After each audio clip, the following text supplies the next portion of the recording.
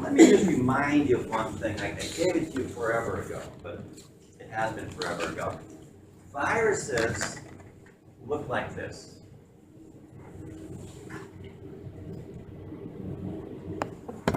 There's one guy who's gone tonight who's sick. So he's already emailed me, asked me not to write on the board. So he's out of line. So anyhow, this is what I'm writing on the board. It's got a protein coat.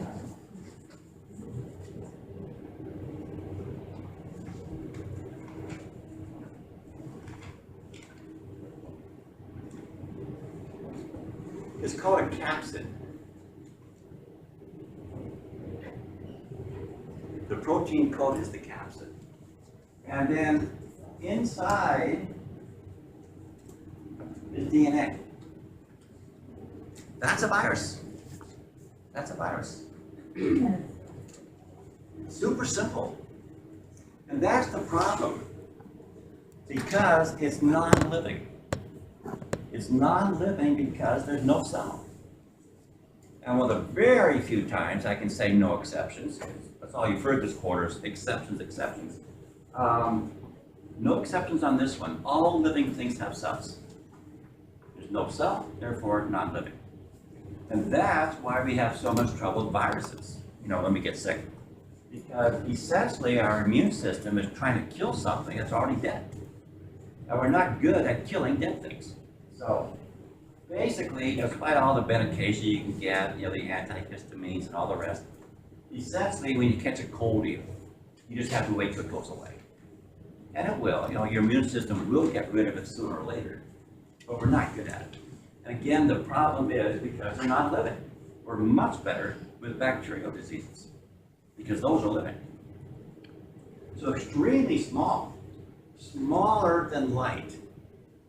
I know I've asked you several times before, I won't ask you again. The spectrum of visible light, 400 to 700 nanometers. Most viruses are considerably smaller than 400 nanometers. So literally smaller than light.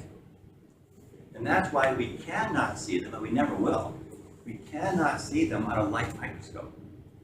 You can't see something that's smaller than light. And that's viruses. So extremely small, cannot be filtered because, again, so small, they'll go right through the holes. Obligate intracellular parasites. And that means they must have a host cell in order to multiply. I can't really say in order to survive because they're not living, but in order to multiply. And again, that's the definition of a parasite. I mentioned that with the caseins.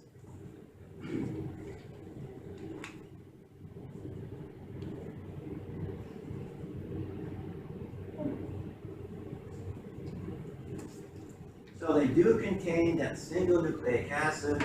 They've got the protein coat, that's called a capsid. And they multiply inside the host cell by using the synthesizing machinery. Okay, that makes no sense. So let me give you an overview of how this works. And I'm going to give you more detail in a little bit. It's not meant to excite you, it's just a statement of fact.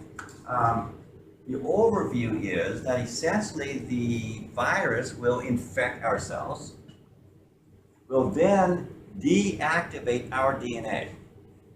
So our own DNA, our own genes are deactivated. The viral DNA moves in.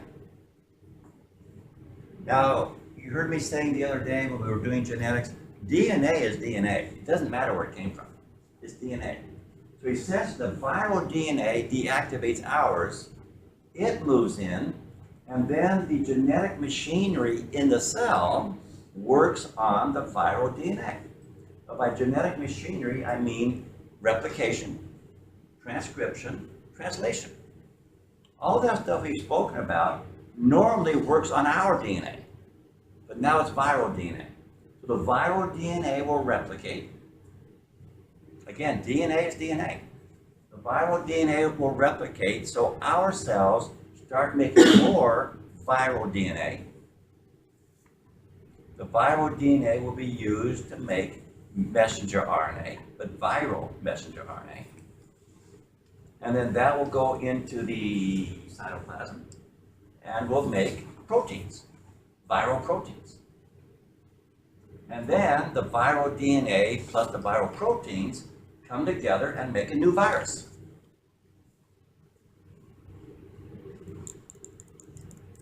And then those will go out and infect new cells. That's the overview. Again, more detail coming, but that's essentially how it works. Our DNA is deactivated, the viral DNA takes over, we make new viral DNA, we make viral proteins, they come together and make more viruses.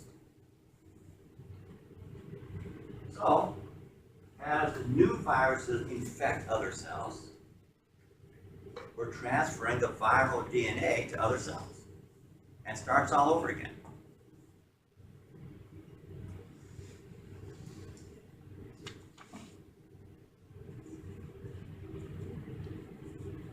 It's hard to imagine that something non-living can make us so sick, but obviously it does.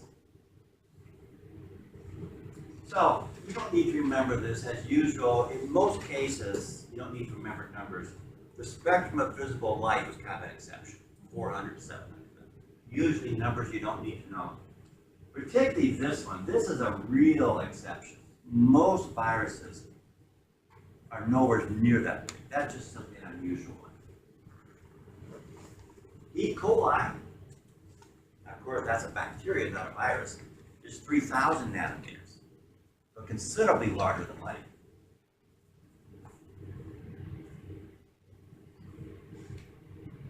The protein coat is the capsid. Now it can be covered, this is a maybe, it can be covered by an envelope. The envelope is made up of carbohydrate and protein.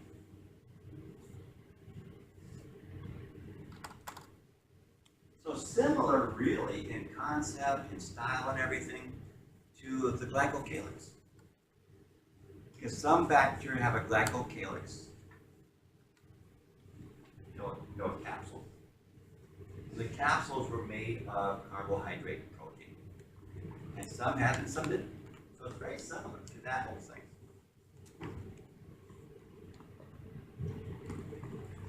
So again, it's a maybe. Now each capsid had protein subunits called capsomeres. You might remember from before with DNA, I was speaking to you about polymers and polymerase, and the MER is subunit. So polymers were, remember, molecules with repeating subunits. So capsomeres, subunits of the capsid. You'll see a picture in a minute.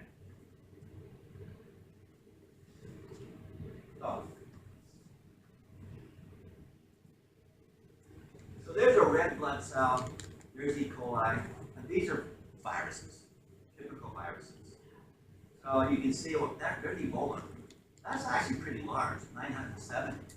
You actually could see that with a microscope. But most of them are not just smaller than light, they're considerably smaller than light. 90, 30, 24. These aren't even close. Poliovirus, 30 nanometers. Remember, it's got to be at least 400 nanometers, or we cannot see it with a light microscope. Pardon me? What? Well, it can't be a light microscope, so that leaves an electron microscope. With the electrons, we can do that. And that was too bad, because we used to have an electron microscope. I told you guys this. And I used to show people viruses. And then, of course, it broke. Now what could I do? So anyhow, nothing there to memorize. It's just a comparison and just some of the envelopes have spikes. The spikes are made of glycoproteins. So again, as always, glycoproteins, either information molecules or attachment or adhesion. In this case, attachment, adhesion. Glycoproteins are common. You've been seeing those all quarter.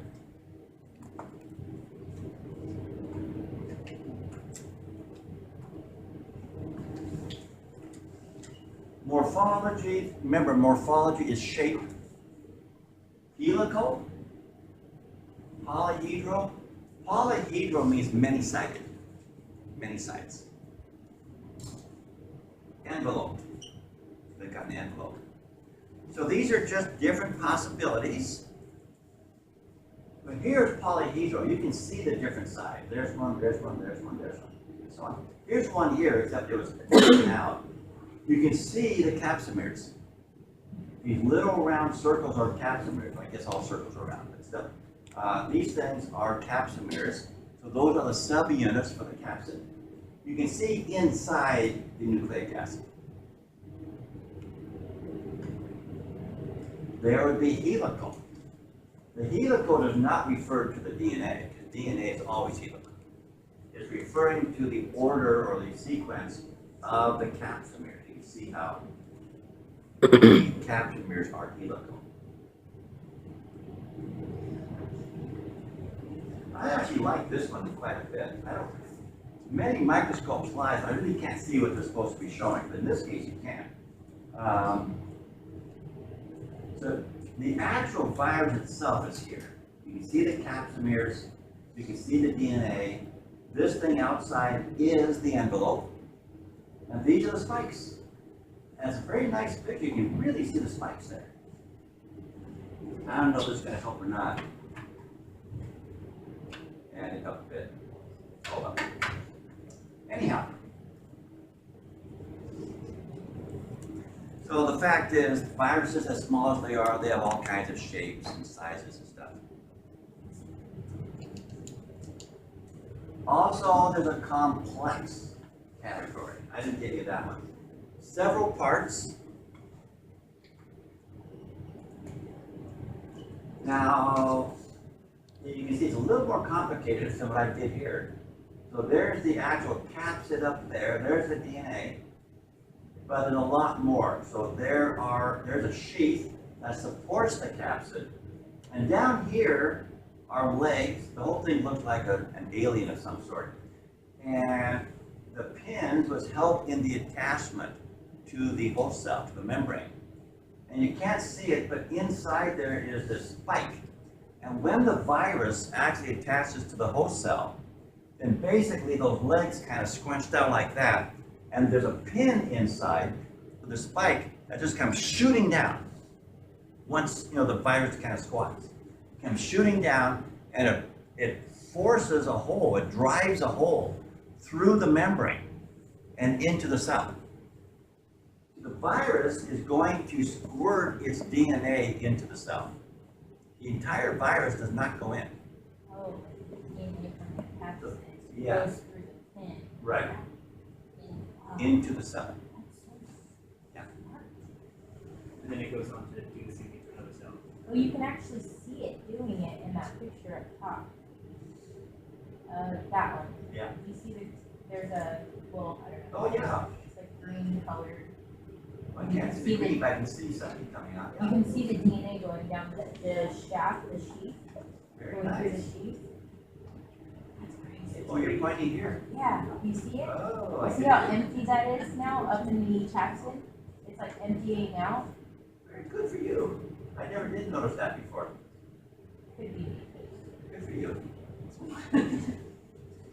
So it'll go on to do another host cell. Over and over again. And then that host cell will do the same thing that it's doing. That's why we get sick. Yeah. Really, not inorganic, but for non-living, it's amazingly effective. And these guys also make a bacteriophage. So these are the viruses, remember, that attack bacteria only.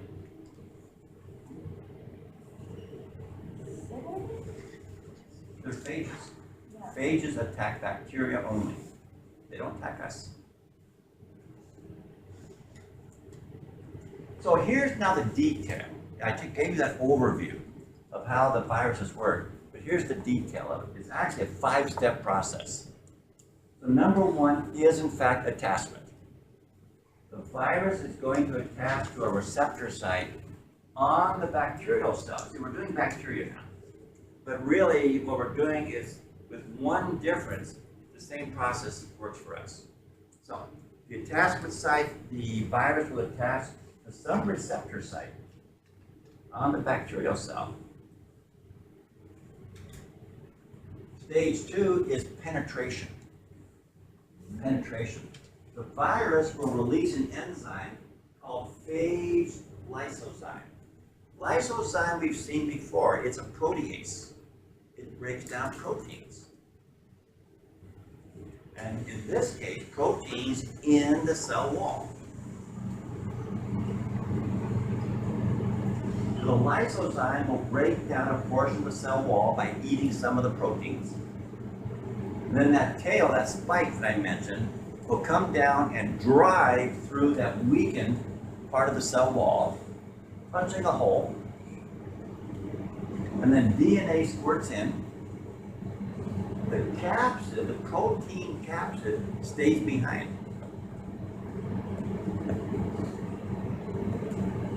Weird. Why?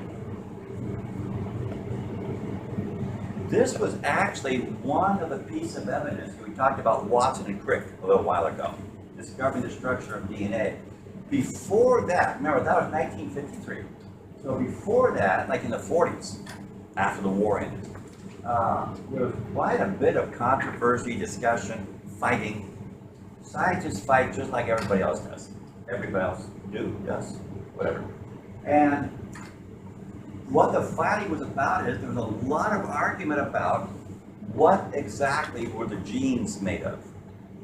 A lot of people thought that the genetic material was protein. A lot of people thought the genetic material was DNA. And they were fighting about it. Not fighting, but they were arguing, and people get pretty nasty. And each side had its supporters. What finally decided the argument was this right here. Because what was discovered is exactly what we just said, that when the virus was infecting the bacterial cell, the DNA went in, the protein did not. That was actually the proof that the genetic material is DNA and not proteins. It's the DNA that went in and did the work. The protein stayed outside and did nothing.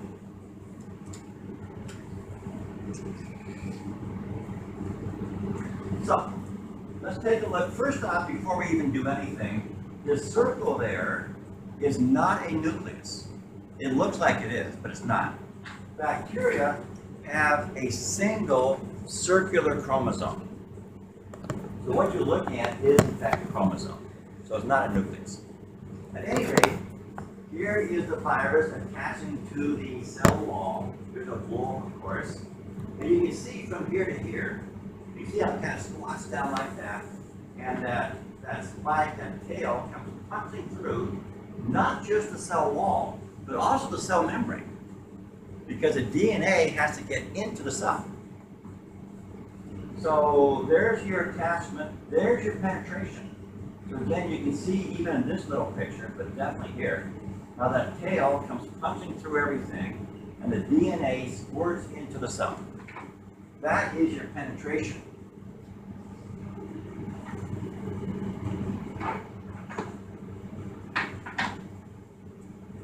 Step 3 is biosynthesis. Step 3 is biosynthesis. The viral DNA enters into the cell, into the cytoplasm. Because remember, we're talking about bacteria, no nucleus. So it enters into the cytoplasm. This is more detailed than what I said a minute ago, but essentially, the host DNA is deactivated. So as you can see, host transcription, host translation, both are inhibited. Another way of saying the DNA is deactivated.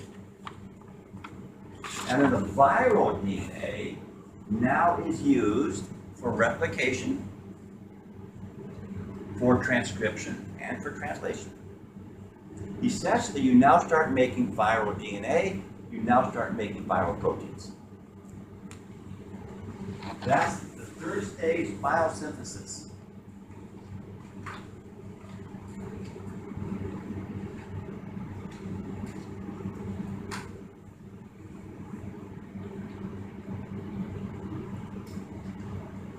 So this is the biosynthesis stage here. You can just see that the DNA squirts in.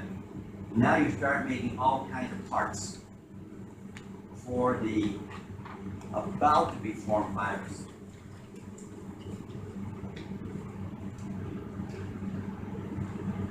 So stage 4 is maturation. Stage 4 is maturation. The viral DNA and the proteins are now going to be assembled into new viruses.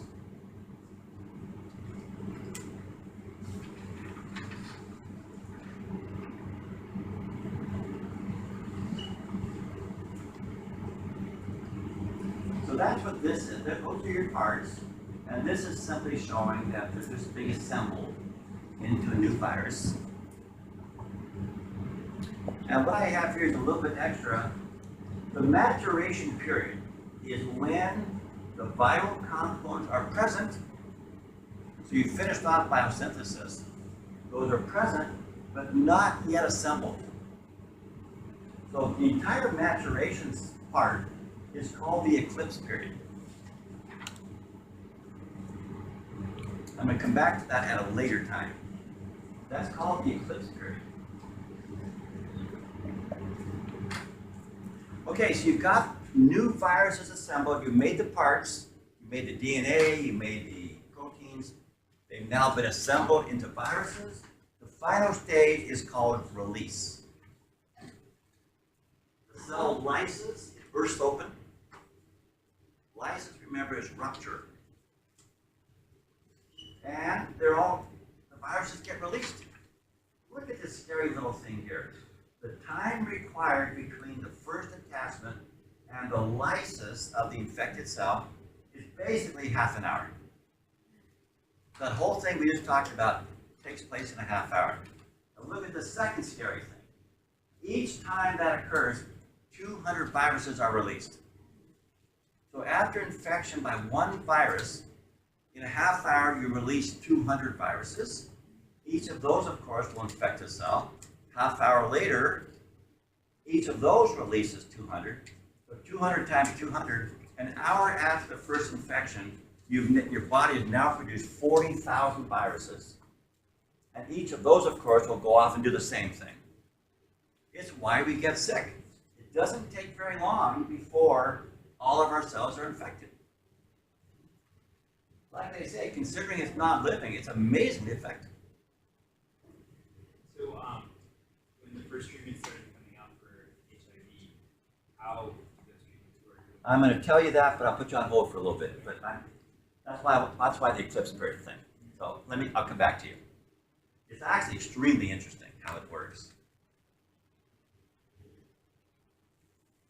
So those are the 5 stages. Again, I gave you that overview earlier, but you can kind of see this is a little bit more detail on it. Any questions on this part? This is